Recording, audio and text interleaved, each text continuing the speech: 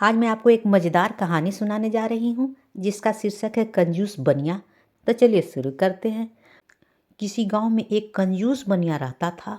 वह इतना कंजूस था कि वह अपनी शादी तक नहीं किया। कहीं वो सोचता था कि कहीं बीवी को खाना गहना कपड़ा लत्ता देना पड़े। अकेले बीवी से तो बात टलती नहीं। बीवी होगी तो उसके बच्चे भी होंगे। बच्चे के खाने कपड़े लत्ते अलावा पढ़ाई स्कूल का खर्च ये सब कहाँ से आएगा। यही बात नहीं है था। वह इतना कंजूस था कि वह खाना भी नहीं पकाता था। वह लगभग हर दिन खाने के समय अपने किसी देनेदार या ग्राहक के घर पहुंच जाता था।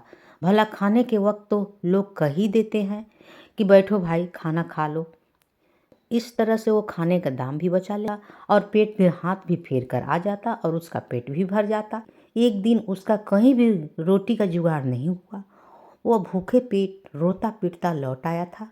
भूख के मारे बेहाल था। उसे एक पीपल के पेड़ पर बरबट्टे लगे दिखे। बरबट्टे पीपल के फल को कहते हैं। उसने आओ देखा न ताओ पेड़ पर चढ़ गया। बरबट्टे पेड़ के बहुत ऊंचे डाल पर लगे थे। भूख का पारा चढ़ रहा था। जब नीचे उतरने लगा तो ऊंचाई देखकर उसके पांव कांपने लगे। वह सोचा कि अब मैं गिरूंगा तो मेरा हालत तो खराब हो जाएगा।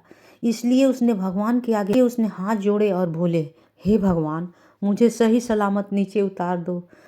10 भूखे लोगों को खाना खिलाऊंगा।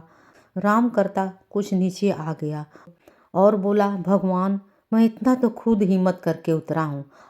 हाँ, नीचे उतार देगा तो मैं 9 भूखों को जरूर खाना खिलाऊंगा। बनिया नीचे उतरता चला गया और संख्या कम करता रहा। कुछ फुट दूरी उतरने में रह गया तो वह कूद गया। भगवान, तूने तो मुझे नीचे पटक दिया। अगर हाथ पांव टूट जाते तो क्या होता। अब मैं किसी को खाना वाना नहीं खिलाऊंगा। एक न एक तो आप इस तरह से किया। अब 9 आदमी के खाना कहाँ से मैं लाऊंगा, कैसे बनाऊंगा। एक तो चोट लग गई है। इतना बनिया बोला और उसके बाद वह घर चला गया। कहानी होती है समाप्त।